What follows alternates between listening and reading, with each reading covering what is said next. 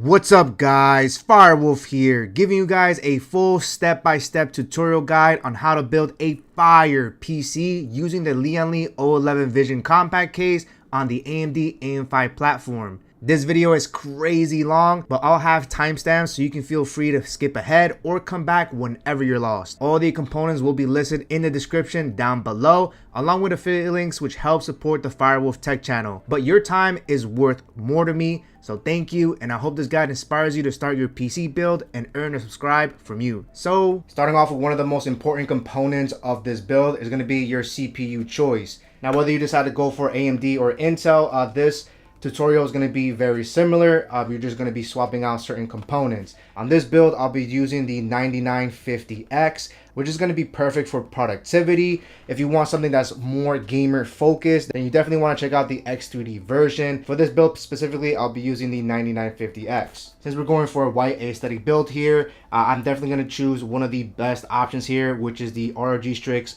4090, but I'll also link other white GPUs since white components sometimes can be very hard to find. Now, the next most important component for your PC is going to be your motherboard choice. Now, I'm going for the ROG Strix X870A gaming Wi-Fi board, which is a beautiful white aesthetic board here. I'll list other whiteboards as well. This specific board does have a lot of great features to make installing these components easier, and that's what separates a pricier board to a less expensive board. So definitely check out what IO ports that you want and need, and that will definitely give you a better idea of which board to go for. All right, next important component is going to be your memory choice or RAM. I'm going to go for the 96GB G.Skill Trident Z5 RGB. Now, believe it or not, I actually currently use 64 gigs and I do a lot of content creation and a lot of rendering, a lot of web pages, a lot of programs. And I actually end up utilizing almost 95% of my memory whenever I'm doing so many intensive tasks at the same time. So that for me justifies me going for 96. But for most of you guys that want to just game, 32 gigabytes is more than enough. Now, another very important thing to understand too about memory is that while the motherboard has 4 separate slots to put 4 separate DIMMs, when it comes to DDR5 memory, and especially when it comes to the AM5 platform, you're better off using just 2 DIMMs for the best compatibility and the best performance. Another thing to add to that is whatever motherboard that you end up choosing, you also want to take a look at the list of their compatible memory that the manufacturers themselves have tested and confirmed that they're working. So even though this says Intel XMP 3.0 ready, while there might be other RAM sticks that might say AMD Expo ready, this memory specifically has been tested and verified by ASUS to be compatible for my motherboard with the clock speeds that I'm paying for. So this is 6,400 mega transfers. 9 times out of 10, those are overclock speeds. However, taking a look at your CPU will tell you how much guaranteed speed that you would get without having to overclock. All right, next thing here is going to be what you're going to use to cool your CPU. Now, I'm going to use the latest NZXT Kraken Elite 360 RGB. Now, even though these come with fans already, we'll be replacing those fans with Lian Li Infinity fans, which I'll go over in a few. Now, I ran into an issue with my AIO pump where I had to remove the pre-installed thermal paste. The Vision Compact has an awesome grommet pathway that hides those AIO tubes, but because the Kraken Elite is so large, I had to replace the thermal paste. So I recommend also picking up some thermal paste just in case you find yourself having to do the same. Make sure you also look into the size of your pump because it may not fit through the grommet. This 2024 Kraken Elite barely made it.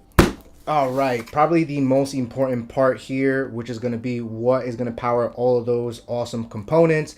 So I went with the Lian Li Edge 1300. This is a 1300 watt platinum rated power supply unit. Now, another great thing about the Edge specifically, this has all the ports sticking out to the edge, which is why it has a name, making cable management so much easier. And this even has a USB hub, which is very important for motherboards that don't have a lot of USB ports. Some only have 2, maybe 3. But in this build, since we are using a lot of RGB components, this is definitely going to come in clutch. I will be using a internal hub though for those that might not go with this one, just in case, so I can show you guys exactly what to do. All right, and as for storage here, you definitely want to look for NVMe SSDs. Now I'm going to be using the Samsung 990 Pro as the main, with 4 terabytes of storage. So this definitely has a lot of storage. And I'm going to use a secondary NVMe. This is the 970 Evo Plus, 2 terabyte. All right, next up is going to be your choice of fans. Now this is going to be all personal preference, but for me, I really love the SL Infinity fans, especially in this beautiful white color. And I like the fact that Lian Li gives you so many ways to customize each of these lightings. You'll see that I have the Infinity running on the black one over there. Definitely one of my favorite fans. So exactly how many fans you're going to need when it comes to the reverse blade here. We're going to have reverse on the bottom, reverse on the side. So we're going to need a total of 6 reverse blade fans. Unfortunately, Lian Li only sells these in single packs. Finally, the compact supports 2 rear fans. So this is where you're going to get the standard edition. Now they do sell these individually. However, you are going to need the controller. So you are going to have to pick up a 3-pack of the standard, which will come with the controller, and then you're just going to use only 2 out of the 3-pack. So you're going to have an extra fan to kind of store away, unless if I can find an official link for a separate controller maybe. But for now, you are going to need at least 1 3-pack of the standard and 6 individual reverse blade fans. All right, next we're going to go over the optional accessories here. Now these are Lian Li streamer cables, and they're basically these extension cables that have those little RGB lights that are going inward, for example, and that just adds a nice aesthetic touch. And this is again completely optional. You don't need to get this. This is purely for aesthetics. Now to complete the look, you're going to need 2 separate ones. One for the GPU. So this is a 12 volt high power to 12 volt high power extension. This is going to be your best option for 40 series. They also have streamers for separate PCIe if you're using different GPUs that don't have that. And then finally, you are definitely going to need the motherboard cable, which is going to be a 24-pin extension. And when you buy the motherboard one, it will come with this Strimmer L-Connect 3 controller, which is going to be very important to connect both of these so that the computer can read the signal here. All right, and the next completely optional accessory is going to be an AM5 secure frame. Now this is going to be in a nice red color. It replaces the original CPU holder on your motherboard with a metal bracket here, especially when it comes to AM5, since the chip has a lot of grooves here. This kind of allows it to secure in place, so whenever you put thermal paste on top, it doesn't kind of seep in, and it should give you some benefits here. However, again, purely optional. You can just use the original holder from your motherboard. And finally, the last optional accessory is going to be a internal USB hub. Now I say optional because sometimes you might not need to have a hub at all. However, I do recommend picking up a USB hub anyways. You can use splitters if you want to, which are even cheaper. My recommendation is just to at least get a splitter just in case. I mean, there's been a lot of times where I didn't have a USB hub, and as I'm connecting things, I find out that my motherboard doesn't have enough USB slots, and I ended up having to order a hub anyways. A good idea to have this on hold just in case. So just for the purpose of this tutorial, I want to make sure I show you guys exactly how to use a USB hub just in case. And finally, one of the most overlooked parts of PC building is going to be obviously your tool sets. My biggest recommendation would be just to pick up a precision screwdriver kit here. This is a very basic one that I got from Amazon. Very affordable. It comes with a lot of bits, and I honestly use this more than anything. Now there are some fancier options here. There are electric screwdrivers, for example, that you can turn things and have lights. And they might even have a lot more bits and whatnot. But to be very honest, a lot of times I use this one. All right, and after all of those parts here, of course, the main reason why you even click this video is because of this O11 Vision Compact. Now, Lian Li decided to give us 2 different versions, a mesh top and a full glass. It's pre-installed with the mesh, so we are gonna replace this with the all glass, so I'll go over all of that. So without further ado, let's go ahead and jump to the tutorial.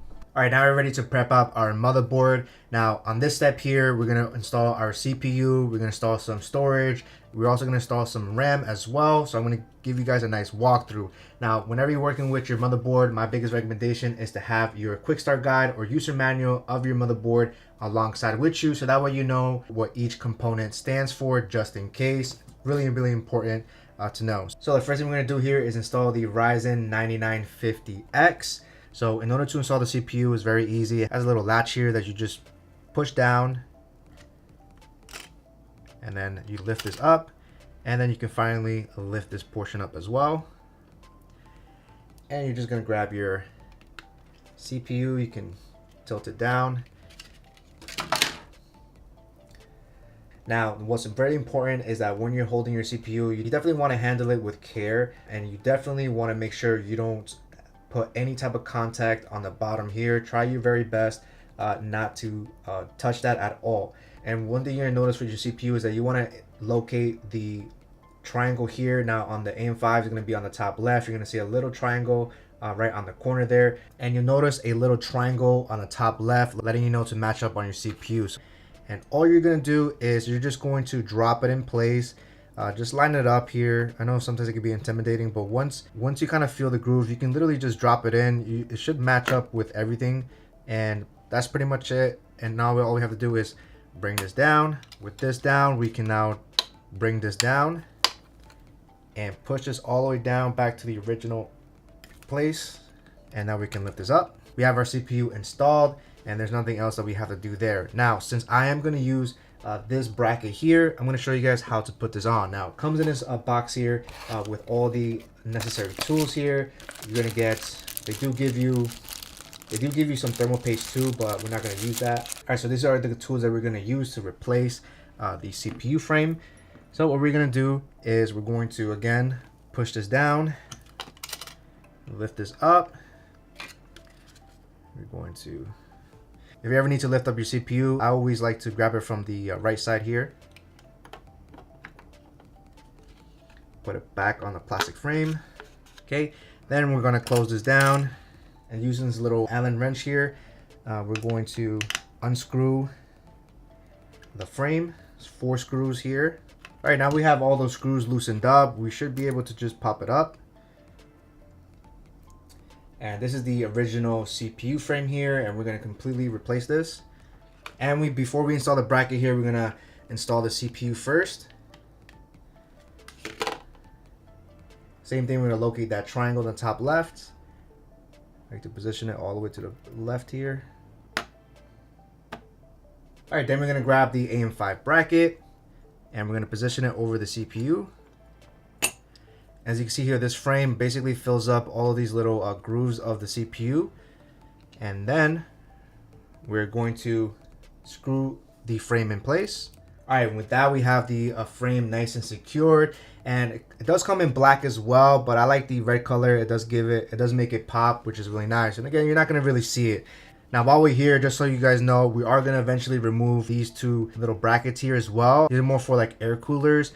Our AIO is going to basically replace these with different standoffs, but I'm going to do that on the AIO step. So for now, we can leave it the way it is. So we have our CPU in place. So let's go ahead and move on to our RAM. Looking at my motherboard quick start guide, we can see right here where it says install the memory. It does specifically state that if you're only installing 1 DIMM, to put it in DIMM A2. If you're going to install just 2, you have to put it in A2 and B2. And if you're doing all 4, of course, you would put all 4 of them together. So since we're doing 2, it's very important to know that we're doing A2 and B2, which is going to be this one and this one. So when you grab your RAM, you're going to notice this little notch right here.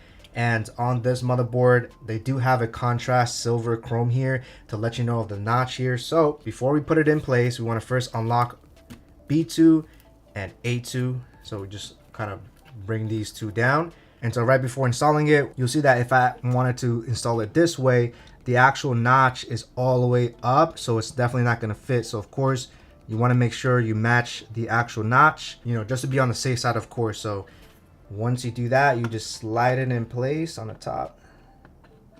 And then we're just going to apply pressure.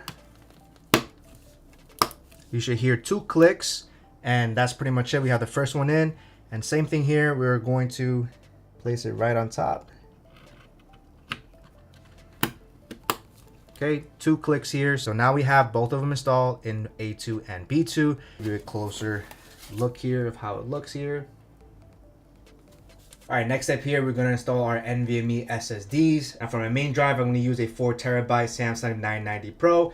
And for my secondary, I'm going to use a 970 EVO Plus 2 terabyte. All right, what I love about this board here is the fact that the main NVMe SSD slot is very easy to install. If you have a different motherboard that does not have that feature, then you're probably gonna have to unscrew the heatsink plate. But all I have to do on this one is just push it and then lift this up and just look at that, guys. This feature here is awesome, and I love the fact that they made it a lot easier to install these NVMe slots. One of the reasons why you're paying a premium for a really nice board.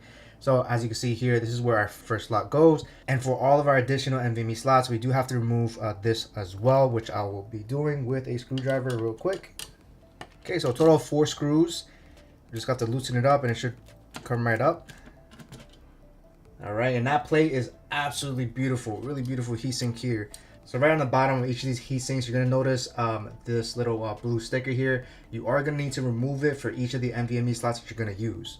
Now, another thing that's very important is to grab your motherboard booklet here to let us know exactly where each of our M.2 sockets are. Now, unfortunately for the X870A, they only give us a quick start guide and not the actual booklet.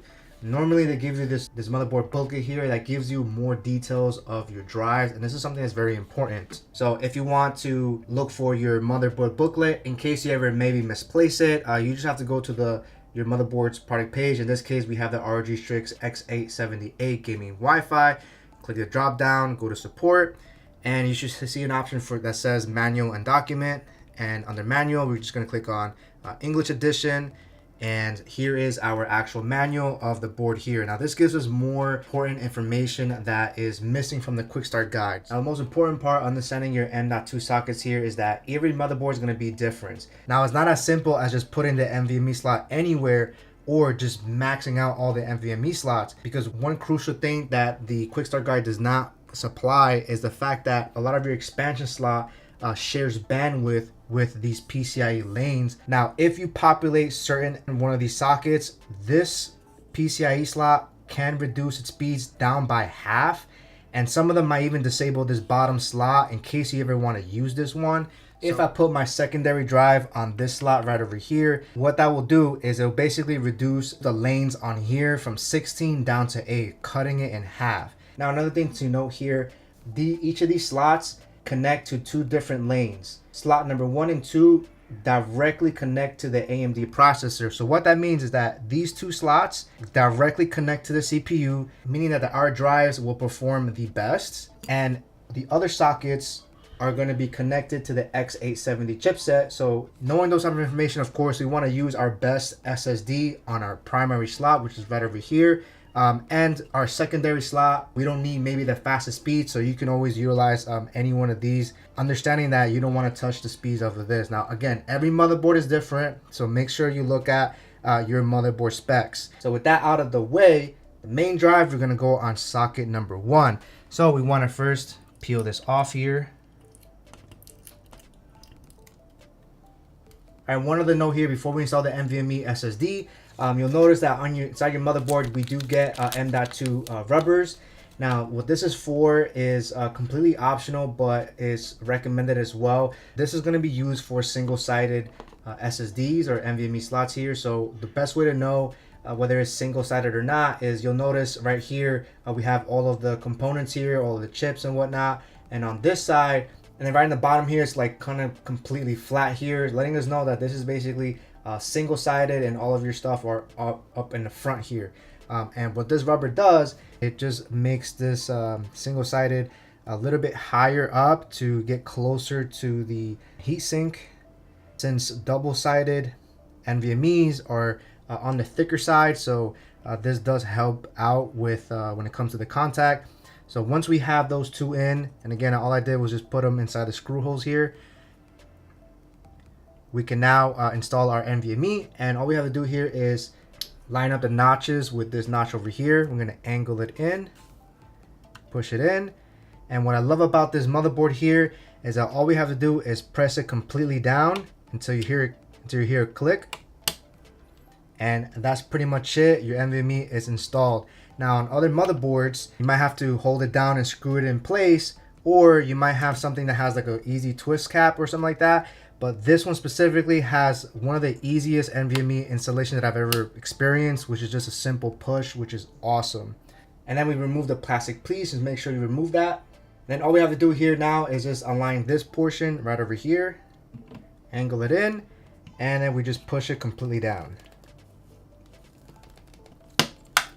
All right, so I'm going to put an additional M.2 rubber. You'll notice right over there, these little rubber pieces have circles in them, and this is meant for single-sided NVMe slots, so we just put it in, and now we're able to attach our secondary drive. Again, I'm using slot number 3. I do know it's going to disable this, but again, I'm not going to use it at all, so I really don't mind. All we have to do is push this down here, push it all the way down, and lift this up, and that's pretty much it. And now we're ready to install the M.2 heatsink again, and since we're only using 1 out of the 3, flip it over, and we're just going to remove this sticker here. We don't have to touch the other ones, and then we're gonna just line it up again. All right, and then we're gonna screw the 4 screws in.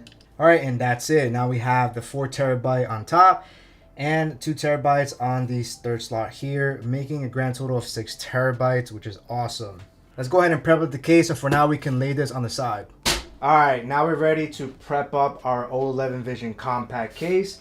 Now by default, Lian Li ships this case with the top panel being mesh here. So this case can be both Vision or have a mesh panel on top, which allows you to put 3 additional fans on top or even a radiator on top. I'm not sure why they went with that decision though, since most of you guys that will get the O11 Vision compact are most likely going to use the O11 Vision glass panel anyway, so I think they should have just shipped it with this one instead. I don't have one of those fancy little trays here, so I'm just like you guys. I'm gonna lift it as I go. All right, here's the back. There are 4 thumb screws here. The ones that we have to remove are going to be these 3 over here, so let's go ahead and unlock them with your thumb. Okay, once we have them out, it should be very easy to just slide to the back. So you can just slide it back and then lift this top mesh portion. Now we're not going to be using this at all. Again, if you want to use this, it's completely up to you, but me personally, I'm not going to use this. After removing that top, you'll notice that this is going to be a little fan bracket here. Now we do have to also remove this as well by removing all of these screws here and completely removing this whole top bracket. But first, let's go ahead and remove the side panel. So again, we already loosened this up, so we should be able to just push this out, but I think we have some stickers here, some tape here on the corner. But as long as you take off the tape holding these 2 glass pieces in place, we can now take this glass piece off and we can put this to the side. All right, so with that side panel out the way, there are additional screws that we got to take this support pillar off. So we have 1 and 2 here, so let's go ahead and unscrew that real quick, and I believe that should come off. It should come off, but there is a top screw right on top, so I'm going to switch the camera up. All right, so now that we're on top here, we already removed these 2 screws here, so there's 1 more over here, and that completely removes the support pillar. All right, and next we have to attack this screw here, this one on top here, and these 4, and there's another one right over here as well. So let's go ahead and unscrew these. All right, and one last one right over here. All right, and we should be able to lift this off. All right, now we have the top fan bracket completely removed. All right, as you can see right over here, so removing the pillar and that fan bracket here allows us to then install this Vision. We don't really need to do this, but I just want to quickly demonstrate to you guys that now we're able to attach this top portion here, slide it in. So for now, we're gonna remove the side and the top while we're working on the case. All right, next thing we're gonna remove is the back side panel. So let's go ahead and flip this case over. All right, so to remove this portion off, we got to first take this off, I believe. I don't think it, oh no, never mind. Looks like I can just remove this. Oh, okay, that's cool. Back side panel comes off very easily, just like that. And now that it leaves our backside exposed. All right, next thing we have is this middle magnetic door here. We just push that out, and we have all of our extra components, all of our extra screws right over here. All right, and taking a quick close up here, we have all of our screws here. Looks like they give us a clear zip ties. Now moving on here, I love the fact that we have a lot of cable management strips here, so we can route cables here. Now another thing I like to do here is completely remove the hard drive bays. I'm gonna go ahead and unscrew that real quick. And what I'm referring to here are these 6 screws. All right, with those screws out, we can remove the hard drive bay and free up even more space to attach all of our different hubs that we're gonna utilize the space for. All right, now that we have the case pretty much empty now, We can go ahead and flip it over.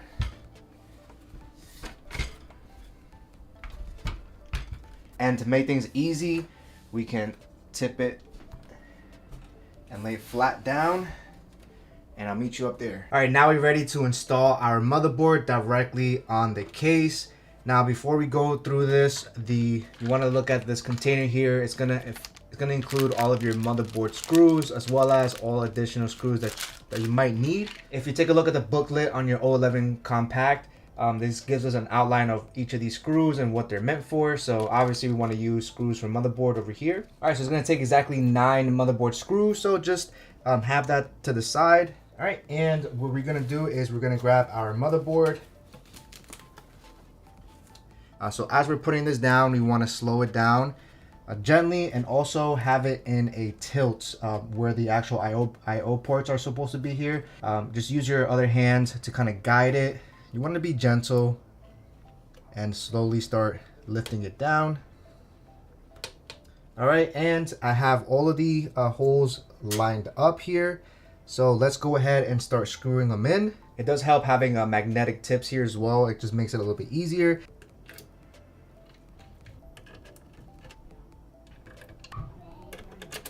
All right, don't forget about this one here. It's kind of hidden here, and this is why having a longer screwdriver helps out a lot.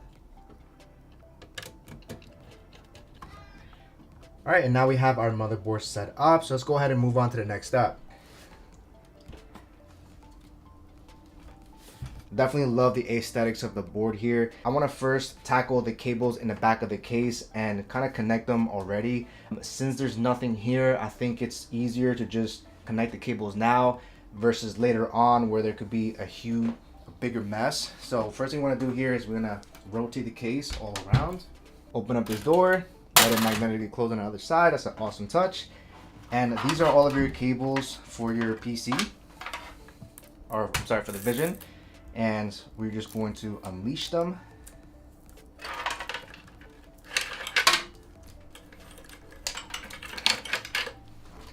All right. And I love the fact that they're coated all in white here. So we have a front panel connector, a USB connector, HD audio, and we have another USB connector here as well. We're gonna start with the front panel connector and the audio cable here. So what I want to do is there is a little Velcro strap on the bottom here. Let's go ahead and open this up real quick. Place these two cables here and lock them in place. And we're going to pass these two cables right underneath here because we're going to connect them. We're going to move these two USB cables here. I think it would probably be a smarter idea to actually route these cables through here. Pass it over to this grommet over here. All right, and let's go ahead and flip the case. So this USB connector here goes right here. So we just have to plug it in. Just a quick side note here, if it does not go in, try not to force it. We just have to flip it the other side. Now it goes in smoothly. So make sure you don't force it in because it only goes one way. So now we have the first one in. This other USB cable, which can go to either one of these over here. They actually give us two.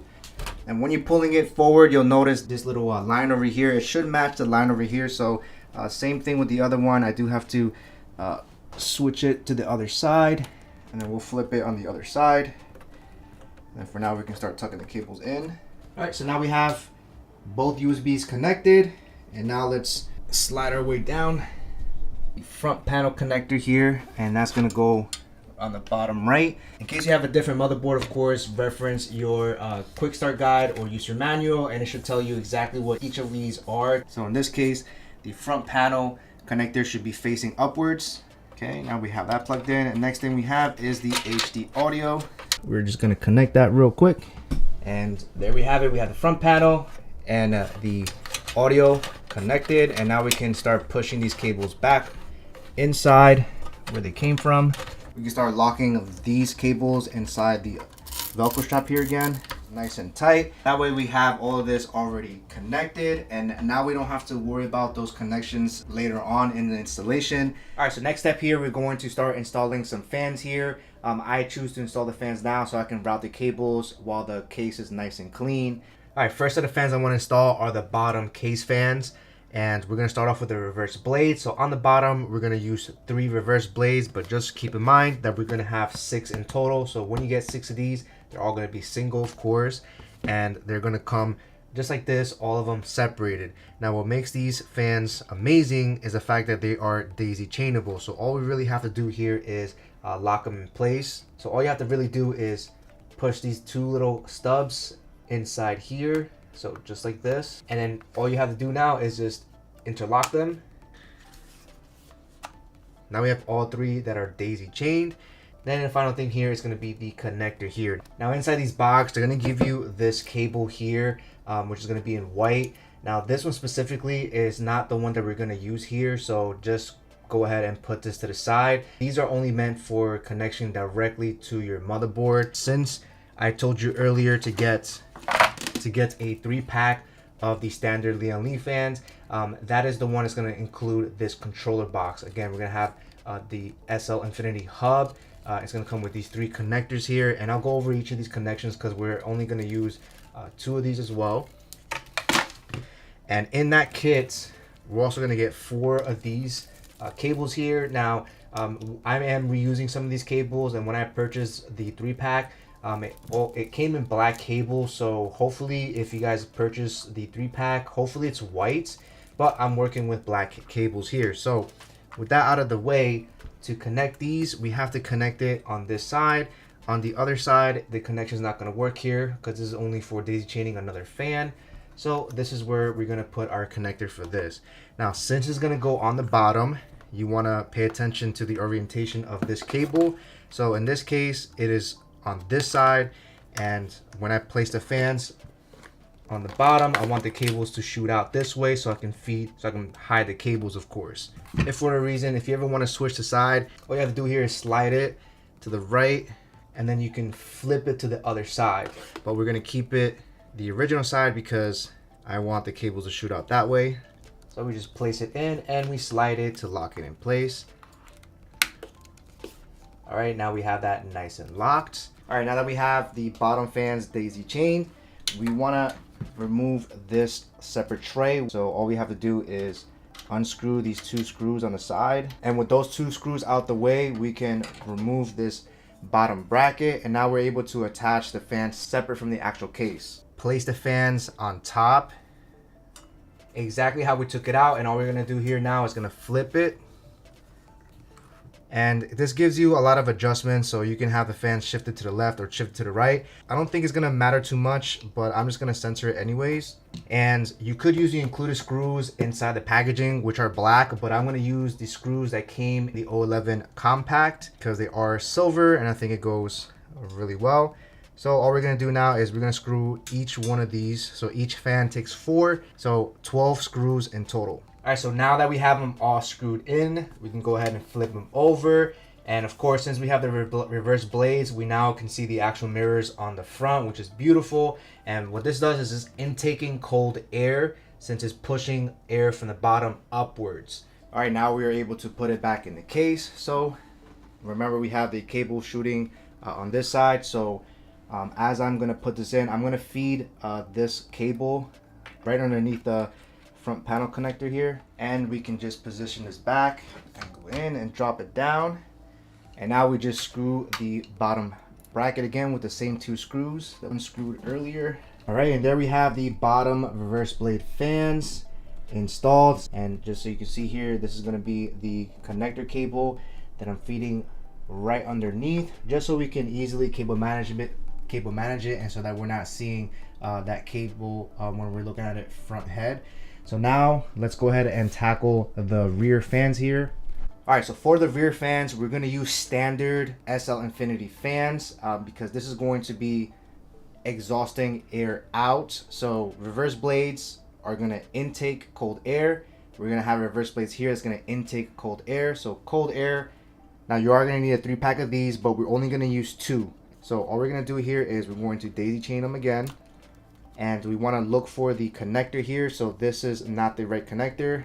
This is where the connector is going to go. And since we are going to be putting it like this, I want to make sure that my locking mechanism is shooting the cable to the right. That way I can then feed the cable in this little hole over here. I'm gonna push it to the left to lock it in place. Now that's nice and locked. And to give you a better close-up here, so right on top here, we're going to feed this in this little channel, little hole right here. So let's go ahead and toss that in. And now we're able to position these fans. Hold this with one hand. And while I'm still holding it, right on the back here is where we have the screw points to screw in the fans. And I want to quickly screw one in so I can let go of this. So I want to position the fans as high as I possibly can. So right over here would be perfect. And we're just going to use the screw. All right, just want to put one screw in real quick. All right, now that we have all the screws in place, all right, now we have the rear fans attached. Now this is going to be set to exhaust, so it's blowing hot air out. We have the bottom fans, again, reverse blade, intaking cold air. And now we're gonna work on the AIO now. Now, I won't be using those fans since we'll be using the Lian Li's instead. So we're gonna basically replace the fans here. Now, unfortunately, they don't have an option without the fans. I really wish they would include one without it, but let's go ahead and open this up real quick and see what we get. Look at the size of the screen. It's definitely a lot larger than the previous Kraken Elite that I used to have. And right on the radiator, I do notice a separate input here to attach a cable, which is really awesome because as you notice, there's no cables at all, making this very clean. And when you choose an AIO, they should include both the AMD kit and the Intel kit. Obviously, since we're working with the AM5, we're going to be using the AM kit here. If you have an Intel chip, of course, you're going to be using the Intel kit itself. And these are the original fans that came with the NZXT Kraken Elite RGB. But again, we're not going to be using this. We're going to be using the Infinity fans. And here is the cable that attaches to the actual radiator itself. So we're going to be needing this, 3 Lian Li fans, a radiator, and the AM5 bracket. All right, so inside the AMD kit, we're going to have standoffs that we're going to use in place of this. We're going to remove these two things. And they also give us the actual retention bracket as well. So first we're going to install this, which means we're going to have to remove this top black piece and this bottom piece as well. All right, with those screws out of the way, we can completely remove these two pieces. And now we're going to install these standoffs. Now, as you see here, this is both for AM4 and AM5. So when installing this, you want to use the thicker end and leave the skinnier side upwards. So this is going to be screwed in. You do it by hand. Now that we have all of our standoff, let's go ahead and route the pump. All right, now that we have our AIO out, before we actually install the fans on the radiator, we're gonna first remove this side bracket, which is this thing right here. So in order to do that, we just have to move this door on the left side. Let me bring the camera a little bit closer here. There's gonna be 2 screws here, but the one we're gonna take off is this top one. So we just have to loosen this one up. Take it off completely. We can put this door back in. Now, actually, since we're gonna need to push the tubes forward, we can actually remove this door. So we just lift this up, and it comes off. All right. So with that door out of the way, and having the screw off, we can now just lift this up and push it out. All right. And with the side bracket out, we're going to attach the radiator on here so that we can then push the AIO tubes over here. Now, spoiler alert, there's going to be a lot of changes since I have spent a couple of hours figuring out what the best way to do this. So I'm going to go over all of that with you guys. Now that we have our side bracket out and our SL Infinity already daisy chained, remember we want to use the adapter with the cable facing this side for easier cable management. Now, normally you would just attach the fans right on top, screw them in, but since we have the side bracket, we're actually going to install the side bracket in first. So another thing to note, we're actually going to have to remove this plastic piece, the retention bracket, and we're actually going to have to clean off the thermal paste here, because I will show you guys exactly what's gonna go on here. It's such a tight fit because this is such a big pump. I was still able to fit it, thankfully. Had this been a little bit wider, there was just not going to be no way to fit it inside. So we are going to remove the thermal paste, but before we do that, let's first attach the side bracket. Taking a look at the side bracket here, you want to locate this bottom screw here. That's how we know that it faces like this. And we're going to keep the same orientation that we removed it from, and we're going to place the radiator right inside, just like that. And then we're going to flip this over. Now all we have to do is screw the fans in. So it's a little bit tricky, and just remember we want the power adapter to be opposite of the tube. So I'm gonna flip this on the other side. Basically, you want to hold the radiator and the metal side bracket at the same time, exposing all of the screw threads. So we're gonna grab one long. Let's place it on the top left corner since we're gonna be placing the fan inward. And what we're gonna do here is we're just gonna line this up here where the first screw is at. Now that I know that the screw is kind of in, we can go ahead and grab our screwdriver. All right, so it could be a little bit tricky trying to get that in because there's not a lot of threads, but we got the first top left corner, and now we can move on to the bottom right corner. All right, so we have the top left and the bottom right. So doing it that way is going to be easier to put the rest of the screws. I want to say this is going to be one of the trickiest part, trying to hold on the radiator at the same time of putting the fans. However, this is the way that I figured it out, and this Charizard fell down by mistake. All right, so now I'm gonna screw in the rest. All right, now that I have all the screws in, real quick, I want to make sure I point out that we want to make sure that this power connector is on the opposite side of the tubes with the cable facing this way. And then when we flip it around, we should see the tubes like this, and this completely hidden here. Now, this most likely is going to allow us to do a push-pull configuration if you wanted to add more fans. It's something that I may do in the future. Now we're going to install it, and I'm going to show you guys one of the issues that we have with this. So, all right, now we're ready to install the side bracket with the AIO in. It should look just like this with the bottom power cable facing downward and the tubes on top. So the first thing we want to do here is we want to route this first. So just go ahead and pull that cable in. Slowly start making your way here and kind of like reach for that bottom cable again. And I'm simultaneously holding the cable with my right hand and with my left hand. Very carefully, we're just going to lift up the bracket just a little bit. Just enough so I can make sure that this bottom cable is playing very nicely with us.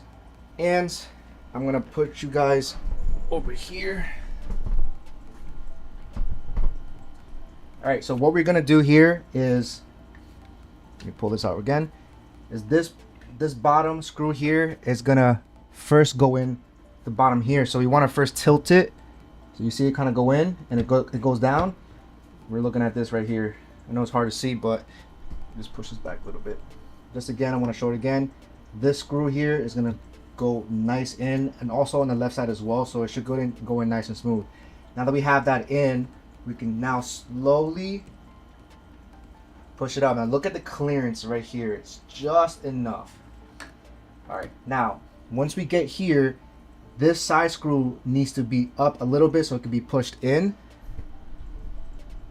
I don't know if you can see that.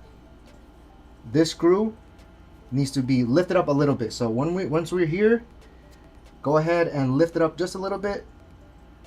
And now that goes in nice and smooth. All right, and there we have it. We have the radiator and the fans on the other side, of course. Obviously, we have this gigantic thing here. So, all right, depending on which AIO you get, some pumps might be smaller. I think most of them are on the smaller side, which allows you to pass through the grommet. However, if you have this one, especially the Kraken Elite 2024, which has an even larger pump than the one from last year, it's going to be really hard to put it in, because with this bracket attached so that we can save the thermal paste, it's not gonna fit, right? So since we have that problem, what we're gonna have to do is we're gonna have to remove this. We're also gonna have to remove the bracket here. We're not gonna use this anyways because this is the Intel version. And finally, because we're passing through a grommet and there's going to be a good chance that this is going to come off, so we're going to have to squeeze it in. I'm going to have to wipe off that thermal paste, unfortunately. Now, you'll notice there's like a little nick here because I did try my best to fit it in. If you have the AIO on the other side, sure, you don't have to do it. But if you want the AIO tubes to feed through here, we're going to have to wipe it off because otherwise that thermal paste is going to rub against all of this stuff and we don't want that. So to rub it off, 99% alcohol here, some paper towels. And don't worry guys, I'm going to link another thermal paste just in case, and I'm going to show you guys exactly how to put it in. All right, now that we got the paper towel with some alcohol here, we're going to just wipe it off. I'm kind of sad, not going to lie. No, all the thermal paste is gone, no. All right, and now as you can see, a lot of thermal paste is going to be on the paper towel. So I like to grab a second paper towel and really dry it off. So now we have the actual contact plate free of thermal paste, and now we're going to push this over. So we're going to grab the pump head and we're going to attempt to push it through. And you'll notice the grommet is automatically kind of like not letting me pass through. So because of that, I'm going to just take this off, so just pull it out. When I tell you that this is literally like, you got to be very careful. It will go through, but you got to be super careful. So going very gentle. I have my other hand over here. We're going to move it gently. I unfortunately already scratched my pump head trying to figure this out. But you want to move in as slow as possible. And now we have the pump on the other side. Now that we have the pump in, we can actually feed these AIO tubes right over here. So we're just going to slip this one in and that one in. That way it's nice and clean. Now keep in mind that for this Kraken Elite 2024, they have an additional cable here. Now they specifically did this so that way you don't have to have a cable on the actual pump. So pros and cons, I guess. This probably will look a lot cleaner. Probably would be a good idea to take these out. All right, got that nice pushed in. Now this one is tricky, so maybe I can feed this breakout cable, whatever they call it, in like this. All right, and then for the AIO tube, we're gonna have to play with this later, but for now I'm gonna leave the tubes just like this. All right, and we're gonna grab that screw that we just took off, and we just want to quickly secure it in place. So the screw is on this top over here.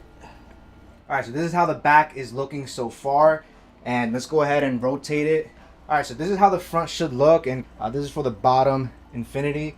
So we can actually feed the cable in the bottom grommet. Again, this, we're gonna feed it right underneath the front panel connector. On the opposite side, just reach over with your other hand, reach for the cable, and you can start pulling it out. All right, so remember I told you guys that we had to remove the thermal paste, and that's because in order to put this back in, we're gonna have to squeeze this rubber past the pump. Obviously the thermal paste is gonna get on this, and that's something that I wanted to avoid. Thankfully this is rubber and we can kind of expand it. Actually, we want to make sure we have the right side. Oh god, I almost messed up there. Just make sure you match it up, pass it on like this. Now you'll notice some scratch marks on this pump because I unfortunately scratched it as I was testing this out.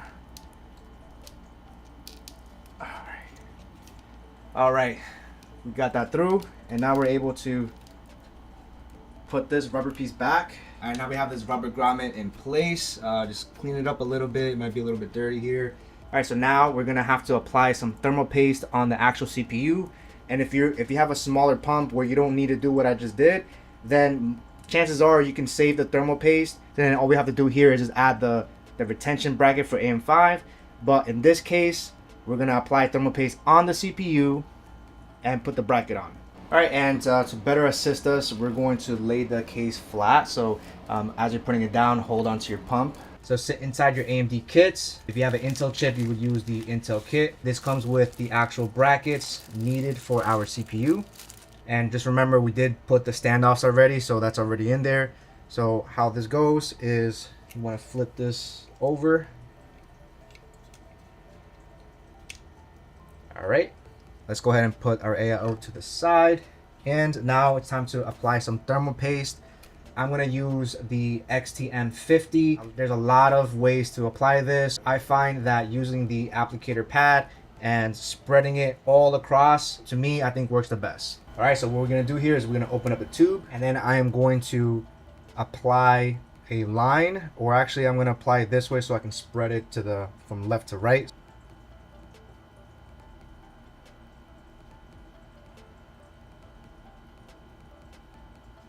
And then another line in the middle. Okay. Make sure you cap your thermal paste so it doesn't dry out. All right, and using this little applicator pad, depending on the thermal paste, you'll probably get a spatula or something. I am going to basically go like that.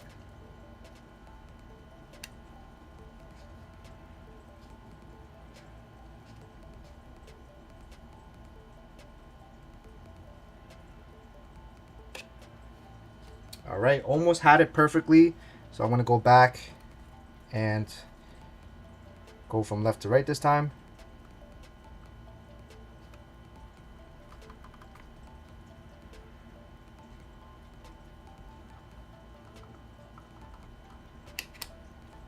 Looks like we have some good coverage there. When we put the block, it should spread everywhere. Take the time to clean this off since this is gonna be wet. All right, now that we have the thermal paste on, it's time to put our pump. Now you're gonna notice that the lettering here is upside down because normally these tubes are on the bottom, but because we have the AIO tubes shooting this way, we're gonna have to put it underneath like this, which actually makes it very clean, as you can see. So now all we're gonna do here is we're gonna match these holes to the standoffs that we installed earlier. And completely forgot, you want to make sure you grab your thumb screws located in your AIO, because we're going to use that to screw it in place. So I'm going to put these right here. All right, so we're going to now position it. We're going to apply pressure. All right, now the weight of the pump should hold it in place, so we're just going to grab our screw. Now I'm not going to tighten it yet because I want to have even pressure all around. So I'm going to start with the bottom right and then the top left. All right, don't be afraid to move the tubes to reach the other side. All right, so we have all 4 screws in. I didn't tighten any one yet. So what I'm going to do is I'm going to focus on tightening this one first. Then we're going to do the opposite. All right, so we got all 4 screws in, and even though it's upside down, the NZXT software, we're able to rotate the display, so we don't have to worry about that at all. But for now, we're gonna leave this plastic on. But let's admire this beauty of a pump here, really large. I love the circle design of this AIO, and I'm really glad that I was able to fit it in. It was almost as if it was meant to be, which is crazy. All right, so this is how we're looking so far. We just put the AIO pump on the actual CPU with some new thermal paste. Now, the next thing we're gonna do here is, as you can see from this left box, is we're going to install the power supply. First thing we're gonna do is gonna rotate it so we can look at the back. And you should notice a whole bunch of cables that we are going to cable manage, but I wanna put the power supply first because it's gonna go right here. So that way I can do a light cable management before we start applying all of the other cables. All right, now we're ready to install the PSU. And since we already installed the standard fans on this side, this is the actual cable. We wanna make sure we tuck it as close to the wall as possible. And we're gonna grab our PSU. All right, I'm gonna slowly angle it a little bit. And keep in mind of this cable on the back. All right. Now, all right, so it should look just like this. We're gonna screw it in place, and now the fan cable is behind the PSU. So inside the box, they do give us 4 screws to screw this in place. Now inside the O11 compact, they do also give you 4 additional screws because, as you notice, there's 5 little screw holes completely optional. All you really need to do is screw in 4. You don't need to screw in 5, but I figured since we have a total of 8 screws, I might as well screw in 5. All right, and normally if you just want to use the 4 screws, this is all you really need to do. But again, I'm just going to use the 5th one. All right, now we have the PSU installed. All right, now that we have our PSU installed, the next thing I want to do here is start identifying the cables that we already have and start installing the hubs that we're going to need. There's going to be 3 hubs that we're going to need to use. Starting with the most important one is going to be the SL Infinity hub. Now once again, this is found when you buy the 3-pack of the standard edition Lian Li SL Infinity fans, which comes with this control box. Now when you open this up, these cables are automatically separated, so you get 3 cables, which on the far left is going to be using SATA connectors to power this up. The middle one is going to be to connect strictly to your motherboard here using a USB cable. And finally, these are connectors to connect to the motherboard if you want the motherboard to be able to control the fan speeds. So since I like to use the LConnect software, I'm actually not going to need to use this. So I can completely remove this and only have these 2 cables because the middle one already connects to the motherboard via USB, so you're gonna have to use the LConnect software to control the fans, which I'm perfectly okay with. So that's the first hub, which is gonna connect our SL Infinity fans. Next hub I wanna talk about is this internal hub. Now this is by NZXT. It allows you to connect this directly to the motherboard, and now it gives me 4 additional USBs. Certain motherboards may only have 2 or maybe 3. I technically don't need to use this because the Lian Li Edge already has a USB hub here. However, I'm going to use this anyways because some of you guys might not use the Edge PSU, and I want to make sure I cater to any type of PSU that you may install. And finally, we have the Strimmer LConnect 3 controller. Now, this is going to be purely optional. If you're going to use the Strimmer cables, you are going to need to use this controller. Now, if you have the Edge, all you really need is this USB to USB to connect this to your motherboard. And right here on the bottom, you'll see motherboard, and you just have to connect it and route the cable underneath. You can utilize these 4 hubs. On the NZXT side, they're gonna give us the same cable, but this is gonna be in black. So since we're already on the topic of the NZXT hub, let's go ahead and get that done. On the back of here, there's actually magnets, so you can literally place this anywhere.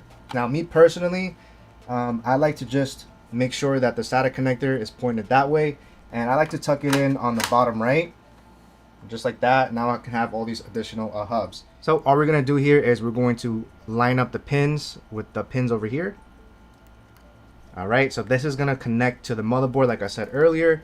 We're going to use the included Velcro tie, and this cable is kind of on the longer side, but we're just going to cut it. Sorry, not cut it. We're just going to tie the excess here. Let's connect the SATA connector here just so that we have it connected already. This is going to be the SATA connector, and this is going to connect directly to the hub. Just like that. And now let's go ahead and push this to the right again.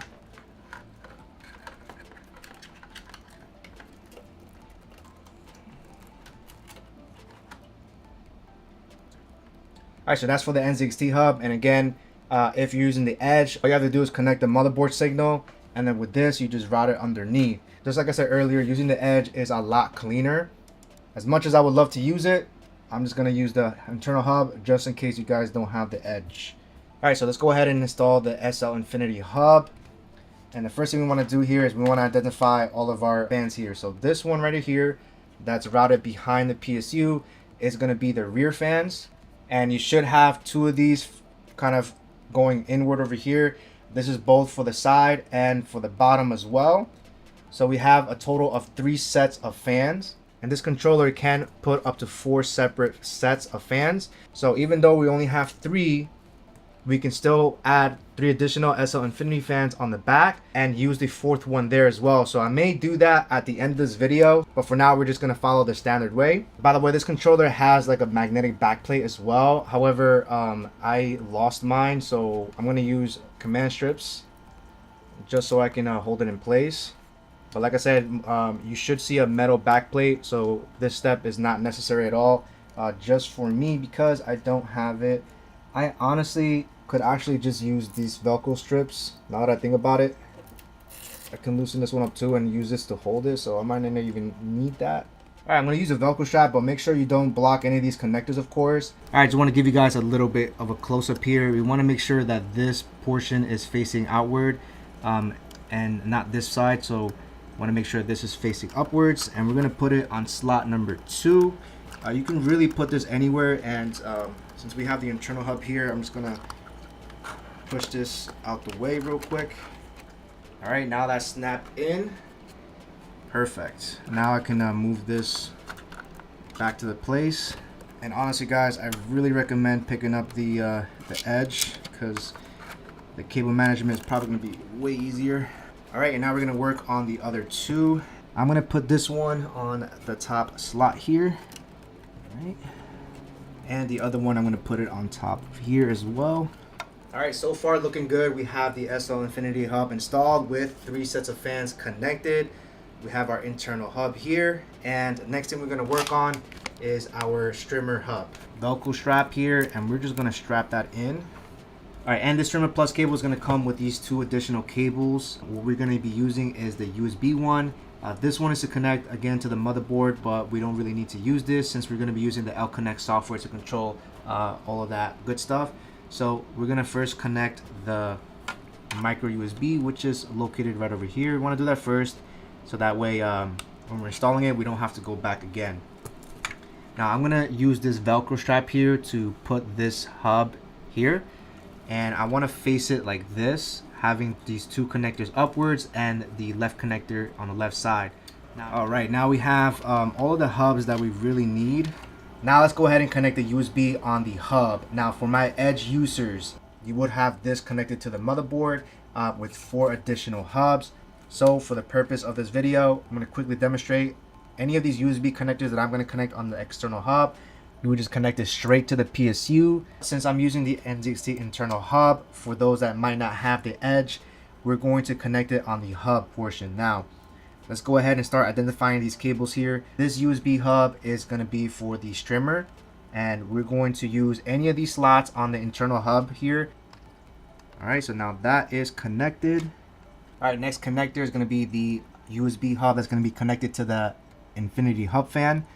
And again, always remember that this USB one pin is missing, so you want to obviously match it with the missing pin here as well. So generally where it says USB, you want to place it with the USB facing that way. All right, that is connected. We can start tucking some of these cables in. These 2 hubs are connected. Now the Kraken Elite has this special breakout cable, as you can see here. You have the SATA power, and then this is going to be used to connect the fans that were originally inside the box. We're not going to use this, so I'm just going to tuck this here, and I'm going to use a white Velcro strap, or you can use zip ties. Tying this up allows me to just forget about it and focus on the 3 that we're actually going to connect. This one here, this is going to be for the actual pump header on the motherboard here. So this is going to eventually go up like this, for example. So if you want to feed this cable there for now, you can. Then the USB here, we're going to connect to the internal hub here, or you can put it here if you're using the Edge. Route these 2 cables behind this little tunnel. All right, and let's go ahead and connect this one.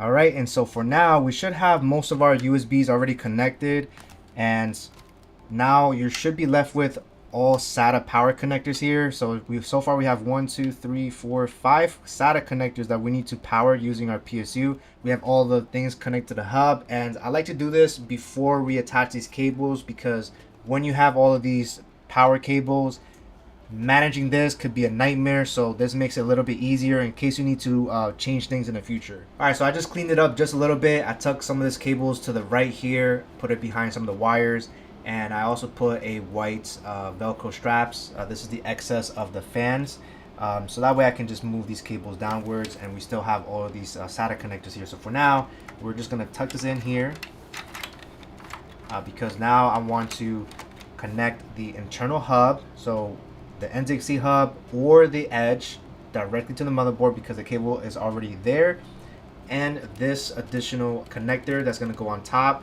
Just want to get that out of the way. All right, let's first start with the internal hub. So that little cable that's pushed outward, we just need to grab it.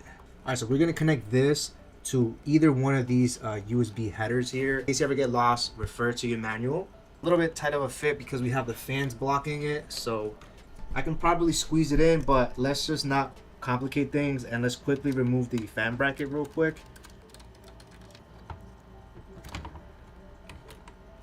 Now it's so much easier. As you can see, I have so much space. Let's go ahead and plug that in. Okay, make sure you push it all the way in, and now we have that USB in. So I love the fact that this bottom fan can be removed very easily, because some cases you would have to unscrew everything. All right, and after connecting the internal hub, we have that one cable hanging out, and when we push the AIO tubes, we have to connect it here. Now, of course, referencing the motherboard here, right on top here, we see the three connectors here. One says CPU fan, the middle says something else, can't really read it, and on the right it says AIO pump. So AIO pump is going to be all the way towards the right. We're going to position, move the cables a little bit, and all of these have covers, so we just have to take the cover out.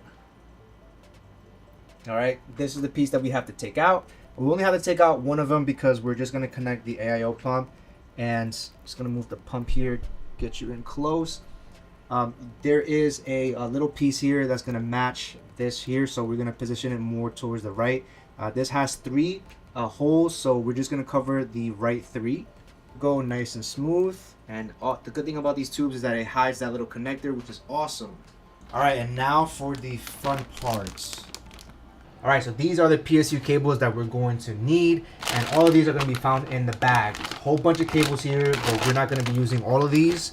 These are going to be optional, which I'll touch very closely, but for the main one, we have the CPU connector here.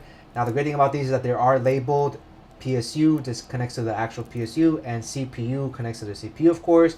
We're going to use two of these because our motherboard has two 8-pin connectors. Some motherboards, you may only need to use one of these, but for the motherboard that we have, we're going to be using two of these cables. All right, so next up is the motherboard connector here. Very easy to spot because this one has like the largest connectors, 24 pins. Next, to power the GPU, we're going to be using the 12-volt high power cable. Now, these actually say 600 watts. And this is going to be a very easy cable to use if you have the newer 40 series cards. Now, in case you have an older GPU or a GPU that does not have the 12-volt high power cable, you might have to use these PCIe cables here. So real quickly, I have a 4060 here. Some GPUs might have 1, 2, or 3. However, since our 4090 has this connector and we're going to use the streamer cables, we're just going to stick to using this cable, which is very easy and simple. And finally, we have SATA connectors here. Now, each of these have 4 SATA power connectors here, but as we saw earlier, we already have a total of 5. So we are going to need to use 2 of these. And to be honest, you can kind of pick and choose which one you want to use. I kind of like how this one's bundled up together, so I'm going to use one of this. And I'm just going to use this one. And the rest, you're just going to put in this bag. My biggest recommendation is you definitely want to save this bag just in case. You never know if you need them in the future, because these work specifically for your power supply unit. All right, now that we're back on the back, these are going to be all of our connectors here. Now, each PSU will have each of these labeled. So for example, on the edge, this lets us know that all of these top ports are for CPU and PCIe. On the bottom here, we have 12-volt high power. And there's more wording on the side here. So these are for SATA power connection, and these two are going to be for powering the motherboard 24-pin connector. So we're going to first start off with the CPU. Remember, we're going to be using 2 of these. We want to make sure we use the one labeled PSU to connect to obviously the PSU. Should go in nice and smooth. All right, and what I want to do here is I want to use the Velcro straps that came with the CPU cables, and we're just going to keep them close together since they're both since these are going to be used for the same thing. My cable management is not going to be the best, but I try as much as I can. And now we just have to remove this little rubber grommet, push it aside. Now we can feed these 2 CPUs right over. Pull this all to the side here. Now, of course, most of the cable is going to end up going back again. All right, next we're going to use the motherboard cable. We're going to connect it to the PSU. Now, since I'm using the streamer cable, these are basically extensions that have that nice RGB lighting. So that basically extends it. So that's basically how that's going to go. But for now, I'm going to remove the strimmer, and we're going to attach the strimmer later. For now, let's focus on connecting this to the PSU, and we're going to connect this motherboard cable, and this one goes on the bottom. All right, and I'm gonna move these little sleeves down. All right, just to keep them in place. And like I said earlier, we're gonna be using strimmer cables, so I am going to tie this up here. All right, we want to make sure we keep that in place. Next, we have our GPU cable. And the same thing, since we're using the strimmer cables, we're not going to connect this all the way through. So I think I'm going to leave it in zip tied already. You can connect these on either side. So the 12 volt high power is going to go right over here. All right, same thing here. I'm just going to leave everything nice and tied up because we're going to be using extensions for the motherboard and the other one. All right, next is going to be our SATA connectors here. So we can use the top one. Actually, since our SATA is located on the bottom, I'm just going to use the bottom one actually. And we do have to use a second one because we have a total of 5 and these only have 4, unfortunately. Alright, so real quick for the motherboard cables, and I want to route the cable upwards since we don't need any more cables anymore. So I want to route it up like this. Okay, that way our motherboard connector is on the top. We're going to be using extensions anyway, so we can definitely leave it like this. And as for the GPU connector here, I'm going to leave it the way it is, but I want to put it behind this here. All right, now it's time to connect the SATA connectors. So like I said, we have a total of 5. Power up all of our hubs and fans and all that good stuff. I'm going to go ahead and grab one of this. Now this one has 4, so these are pretty easy to put in. You just kind of just match it and it should go directly in. It only goes one way, so make sure it goes in nice and smooth. The NZXT hub, the AIO. This one is the SL Infinity, and this one is for the strimmer hub. Is for the SL Infinity hub, so it looks like it takes 2. And since we have 4 additional ones, again, you only need to connect 1. So all right, now we have all 5 SATA cables connected. Let's go ahead and touch upon the strimmer cables here. So by default, there's 2 sides. One that connects to this cable here, and the one that actually connects to the GPU, which is this side. Now by default, this comes with the black bracket, but we can actually remove it and replace it with these white clips. All right, and that's it. We have now a white one because obviously we want to match the white aesthetic. I already did that for the motherboard cable already because I'm reusing this one. So same thing, you just have to replace the clip to make it look white. The other side doesn't really matter because we're not going to see it because it's going to be on the back anyways. So taking a look at both of these strimmer cables, these are the connectors that are going to go on the strimmer hub. All right, so let's first start off with the motherboard strimmer. Now again, you want to do the white side and not the cable side. The cable side, we're going to connect it to this box.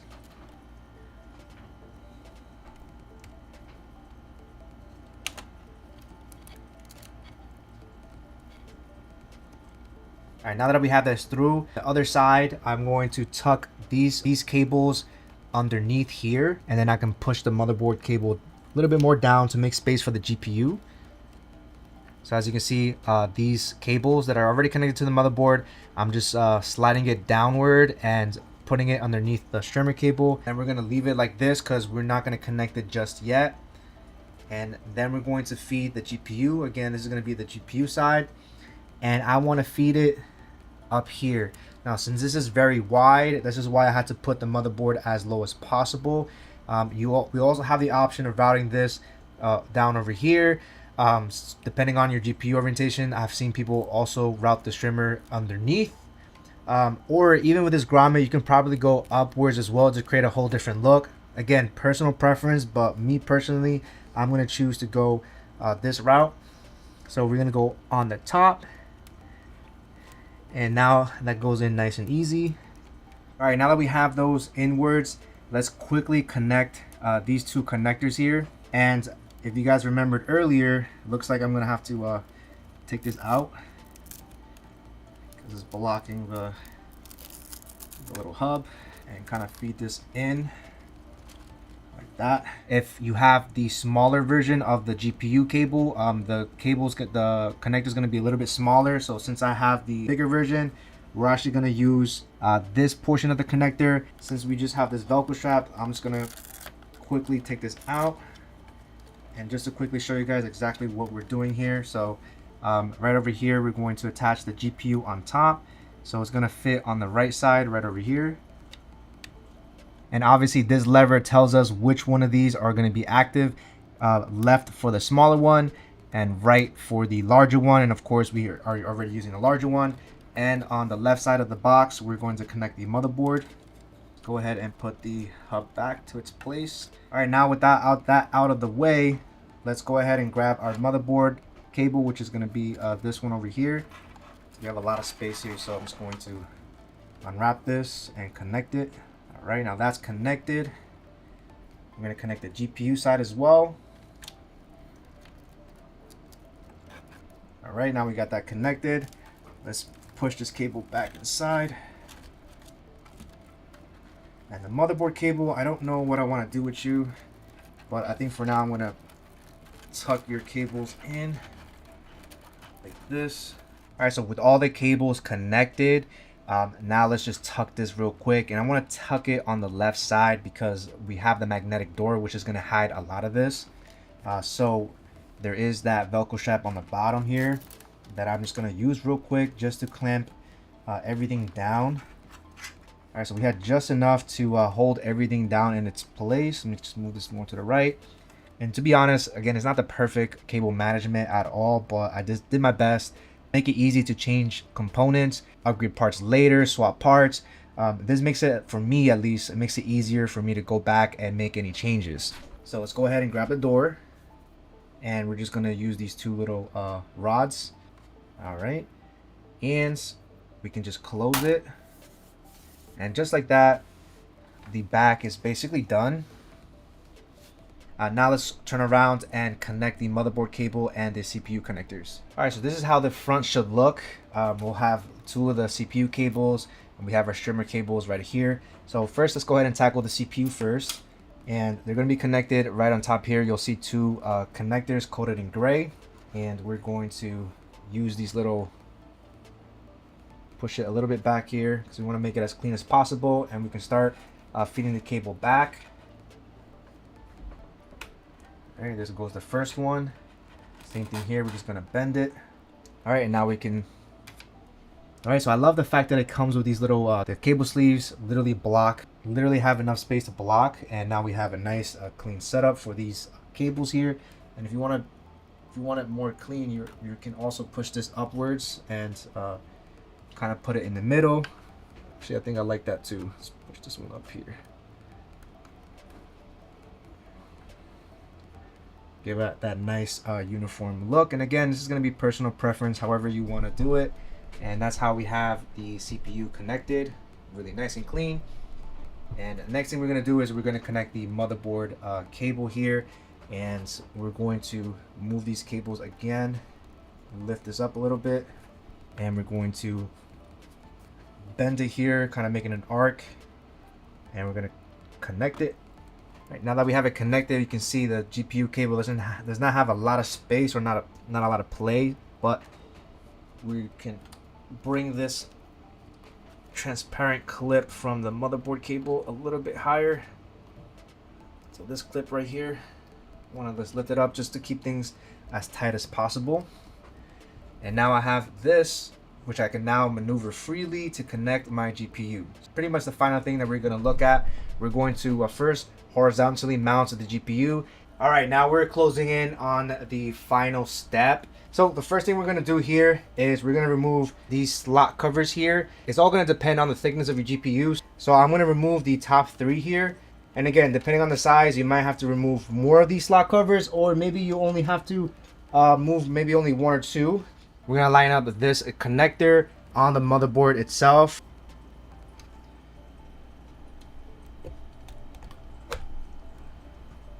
All right, and once you slot it in, just go ahead and push it in. All right, and after we push it in, you'll notice right here we just have to screw screw that in. So we're gonna use the same screws that we just used.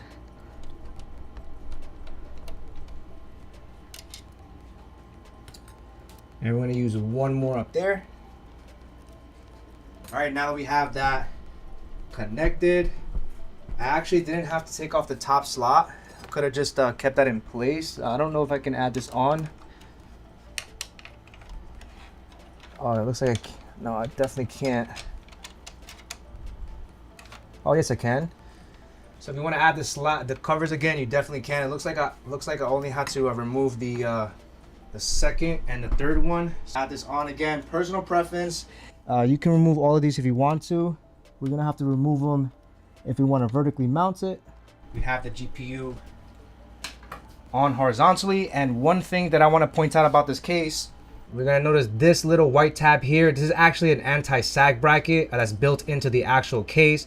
And to access this, we have to go on the back. So let's go ahead and turn it around. All right, now that we're back on the back, let's go ahead and remove this magnetic cover here, and it's just gonna expose all of these cables. This screw here is going to be used for the little anti-sag bracket here, so we just have to loosen this one up. And then this allows us to move this tab up and down. You basically want to slide this as high up as possible. So I like to use a screwdriver in and kind of like lift it up. Now you may have to go back here to readjust the anti-sag bracket to make it leveled. You can always use a bubble leveler as well. I can just place it right here, and we can see here that the bubble is definitely in the middle.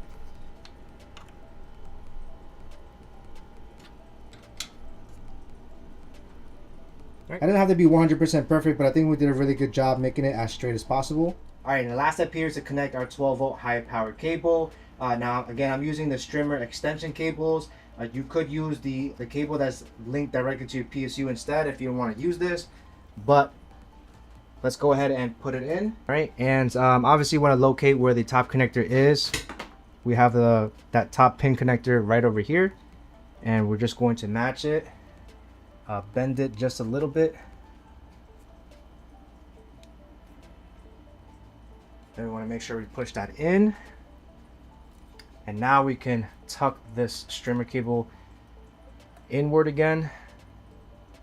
All right, and again, when it comes to Strimmer cables, there's a lot of different ways that you can connect this. You can also use adapters, like right angle adapters if you'd like, or you can even pass the Strimmer cable underneath and route it here.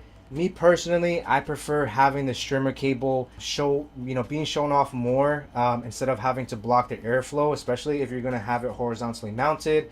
But again, it's all of personal choice. When we put the glass, the hard plastic on this is probably gonna touch against the glass, but you don't have to really worry about it because we have strong contact over here. Even though these cables are bent, you don't really have to worry about it too much. These cables are pretty high quality, and I've never had any issues with any type of bends, and I've been using these cables for a very long time. All right, so now we're ready to close off the back of the PC. Now let's take a final look at the cables here. Let's go ahead and unlock this door real quick. And of course, not the best management, but we do have a lot of extra hubs. If you're not gonna use the Strimmer cables, then a lot of this cable management might look even cleaner. The good thing about this door though is that you can tuck a lot of these cables in the middle and simply just close it, and it looks so much better. And for me, this is good enough. Let's go ahead and grab the back panel.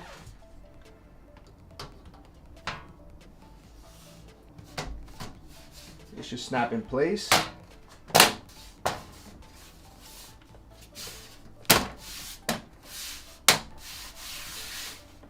All right, now that we have the back panel on, let's go ahead and move to the side panel. All right, so before putting in the side panel, you want to rotate it and remove the inner plastic first.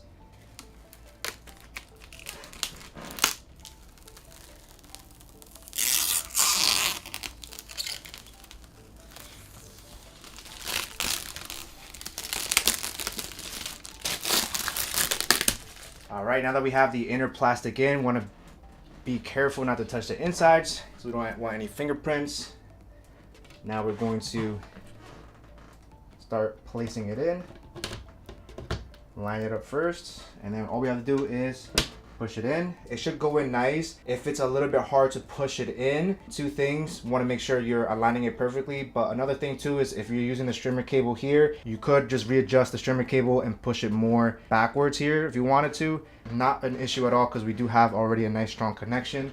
So with that being said, top left, screw it in place. All right, we still have this plastic to remove, but I want to leave that to the end. And actually, since we have this open, there is some plastic on this side piece as well that I'm going to quickly see if I can just grab it.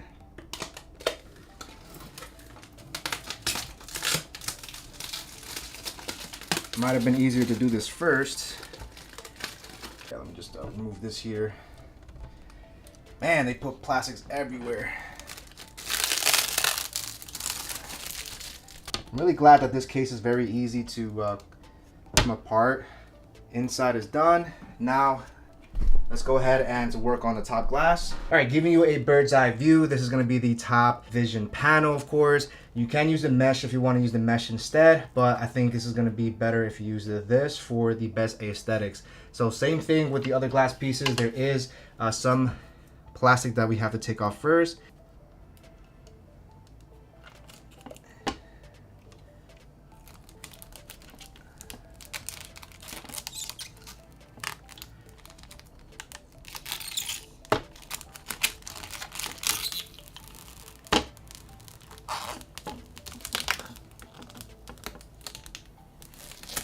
All right, lots of plastic to peel off, but that's the most exciting part. Now, real quick, you're gonna see a tab right here, and you're gonna see 3 additional tabs here. We're going to line that up, and then those 3 tabs are gonna go right in here. So as we're putting it down, we wanna start more on the left side and drop it in place very gently. And then from here, we can now slide it just like that, very easy. And then we're gonna grab these 2 screws and we're going to lock it in place. All right, and just like that, we're now ready to peel everything off. And I think I want to have this powered on as I'm peeling off the plastic like I did last time on my other build. Inside the packaging of your PSU, you should have this AC power cord, and it'll go right behind your PSU right there. All right, now that it's in, make sure you put this in the on position. And now your motherboard should light up. Depending on the design of your motherboard, some might have some nice RGB elements, or there might be like a little LED indicator, something to let you know that it's on. All right, guys, moment of truth here. I want to power this on before we remove all of our plastic. So without further ado, let's go ahead and power this on. All right, now moment of truth.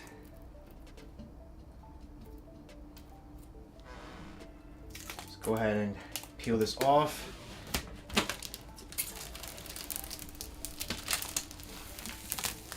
Beautiful. Let's go ahead and move this to the side now.